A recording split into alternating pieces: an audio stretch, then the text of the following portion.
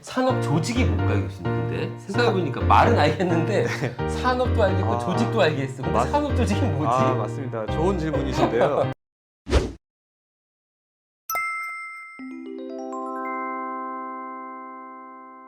좀 더 구체적으로 교수님 전공 분야에서 무엇을 배웠는지 궁금합니다. 교수님 연구 분야에서. 제 연구 분야에서는 제가 이제 학부 수업, 대학생들 수업도 하고 대학원생들 수업도 하는데요. 대학생들 수업에서는 방금 전에 이제 말씀드린 그 산업 조직론이라고 하는 그거에 이제 기초가 되는 기초 이론들을 가르치고 있고요. 산업 조직이 뭘까요, 교수님? 근데 생각해보니까 말은 알겠는데 산업도 알겠고 조직도 알겠어. 근데 산업 조직이 뭐지? 맞습니다. 좋은 질문이신데요. 이름이 조금 뭐 하는 분야인지를 알 수 없게 만들어 놨어요. 산업 조직이. 그게 거기서 조직이란 말은 산업 구조라는 말입니다.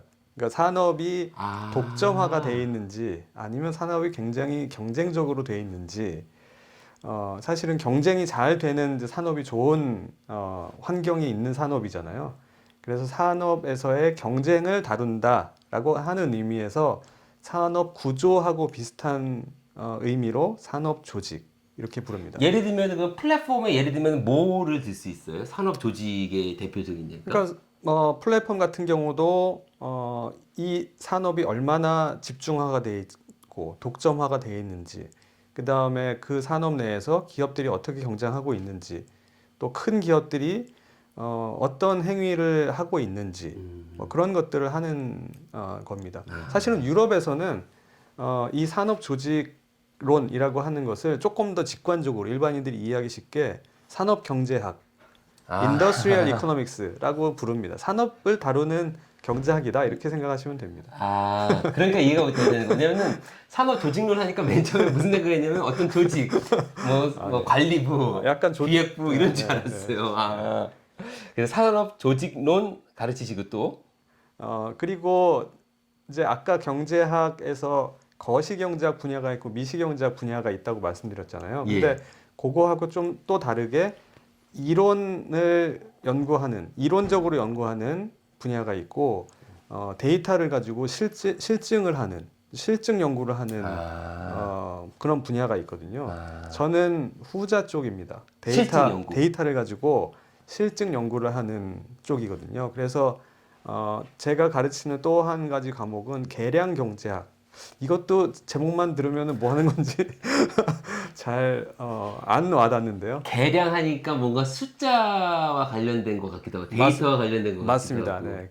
숫자로 계량을 한다. 우리가 계량기, 저울 계량기 할 때 그렇죠. 쓰는 그 계량이 맞고요. 예. 그래서 자료, 데이터를 가지고 분석을 해서 뭔가를 연구하는 그런 것을 실증 연구라고 하는데 그 실증 연구를 어떻게 할 수 있는지 그 방법을 가르치는 게 이제 계량 경제학.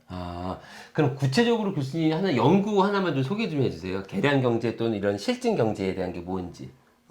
제가 이제 많이 하고 있는 것은 어떤 시장이 제품이 있고 시장이 있으면 그거에 대해서 사람들이 얼마만큼 수요를 가지고 있는지, 사람들이 얼마나 가격에 대해서 민감하게 반응을 하는지 이런 것들을 이제 데이터가 있으면 측정을 해볼 수가 있거든요. 그래서 실제로 물건들, 제품들이 있고 그 제품들의 가격에 대한 정보가 있고 그 다음에 그 제품들이 얼마 팔렸는지, 얼마나 팔렸는지 이런 자료들이 있으면은 가격이 예를 들면 1,000원에서 100원 오르면은 그러면 사람들이 많이 안 살 거 아니에요, 옛날보다. 그럼 얼마나 많이 안 사는지, 그 사람들이 구매하는 양이 조금 줄어드는지, 많이 줄어드는지, 그런 것들을 데이터를 가지고 측정을 해볼 수가 있습니다. 이런 것도 가능해요, 교수님? 요즘 5G 때문에 많이 욕하는 것 같아요, 통신사한테. 자, 그러면은 LTE를 사용하는 사람이 이 정도가 있기 때문에 이런 걸 어떻게 하면은 5G 사용자가 몇 명이 될 것이고 그래서 얼마를 책정을 하면은 이익이 극대화될 것이다. 혹시 이런 거? 그런 것도 합니다. 네, 그런 것도 할 수 있고요. 그러니까 자료들이 있으면 이게 그 사람들의 이제 어떤 서비스나 제품에 대한 수요라고 하는 게 가격에만 민감한 게 아니라 어떤 상품의 품질, 특성 이런 거에 의해서도 좌우가 되거든요. 그래서 뭐 예를 들면 우리가 과거 이제 LTE나 3G를 사용했던 데이터가 있으면 사람들이 그러면은 가격에는 이 정도로 반응을 하는데 그러면은 이 LTE나 3G가 얼마나 많은 지역에서 잘 터지느냐 이거에 의해서도 영향을 받을 거잖아요.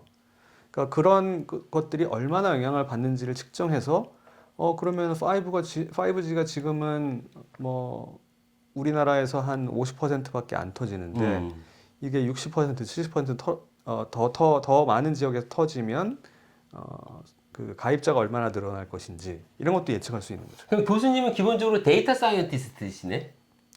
요즘 유행하는 단어로 보면 그렇습니다. 왜냐면은 지금 우리 이 유튜브 채널 같은 경우에 제일 강조하는 것 중에 하나가 데이터, 인공지능 이런 소프트웨어 쪽이거든요. 네네. 경제학이라고 생각해가지고 뭔가 굉장히 어렵다고 생각하는데 결국은 데이터를 활용을 해서 그것을 분석을 해서 무언가를 설명하거나 예측하는 학문이네, 결국은. 그렇죠. 네. 그것이 그렇습니다. 결국 사회 현상인 것이고. 그렇죠. 그렇습니다. 그러면 이런 연구를 하시는 분들을 호칭하는 게 있나요? 무슨 계량 뭐 경제학이라고 했는데 뭐 호칭하는 이름이 있나요? 뭐 계량 경제학자 혹시? 계량 경제학자라고 하면은 계량 경제학 분석을 하는 방법론을 연구하는 그게 결국 네, 데이터를 연구하는 데이터를 분석하는 방법을 연구하시는 분들을 특별히 이제 계량 경제학자 이렇게 얘기하고 이거 방법론에 대한 네. 거. 굳이 이름을 붙이자면 응용 경제학 응용 경제학. 이렇게 얘기를 할 수 있을 것 그럼 같습니다. 교수님, 계량 경제학을 하시던 응용 경제학을 하시던 이분들은 박사 때 주로 뭘 공부해야 돼요? 박사 때는 이론을 공부하던 실증을 공부하던 이론도 배우고 실증도 배우고 다 배웁니다. 박사 때는. 이거 어렵습니다. 어려운 것 같은데. 어렵고요. 경제학 이론도 공부해야 되고 네. 방법론으로 데이터를 뭐 어떻게 구해서 분석해서 이것도 해야 되고 이게 다 해야 되는 거예요? 맞습니다. 네.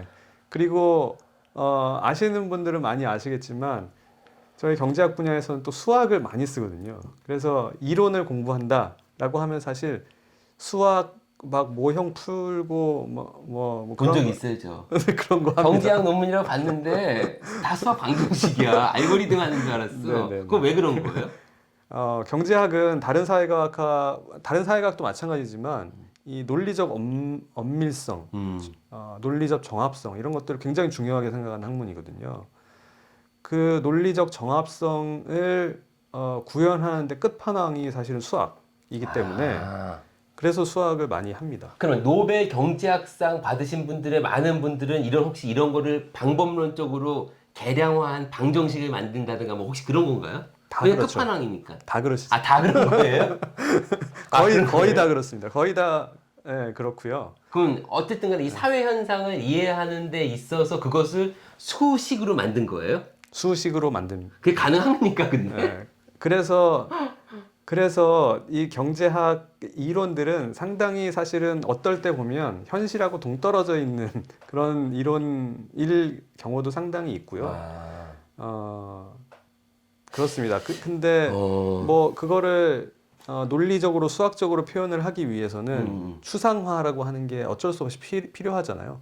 사실은 그거는 뭐 사회과학뿐만 아니라 뭐 인문과학에도 철학 같은 경우에도 추상화라고 하는 게 필요하니까 그거는 어느 정도 필요한 부분이고요. 근데 이제 거기서 그치는 게 아니라 그런 이론에서 개발된 모형 또는 분석 방법론 이런 걸 가지고 실제 문제들에 적용해서 그 문제들을 푸는 연구들도 엄청나게 많습니다. 그런데 경제학은 왜 사회과학이에요? 이과여야지 그러면은? 그러게요. 방법론상으로는 사실 이과에 더 맞죠. 방법론상으로는 그렇지만 사회 현상을 공부하니까. 네네. 야, 그럼 이 질문이 좀 어려울 것 같다. 어떤 역량을 갖고 있는 친구들이 이쪽 분야를 공부하면 좋을까요? 예를 들면 고등학교 네네네. 때든 대학교 때든. 네, 제가 생각하기에는 첫 번째 가장 중요한 것은 사회 현상에 대한 관심입니다.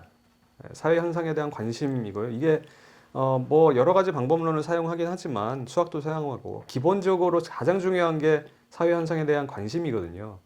근데 이게 왜 역량이냐 이렇게 물어보실 수 있는데 그렇죠. 사실은 사회 현상에 대한 관심도 본인이 계속 이거를 강화하고 책 읽고 고민하고 그렇지 않으면은 늘어나질 않는 부분이거든요. 그리고 그래서 기본적으로는 사회 현상에 대한 관심이 있어야지만 이제 경제학을 잘할 수 있고요. 그다음에 두 번째는 방금 전에 말씀드린 약간 수학적인 지식이 있고 내가 수학을 별로 싫어하지 않는다. 아주 잘할 필요는 없어요. 근데 뭐 그래도 수학 방정식 보면 알레르기는 없다 하면은 괜찮고요.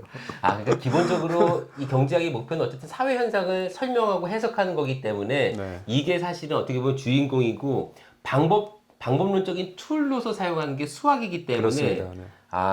그렇구나.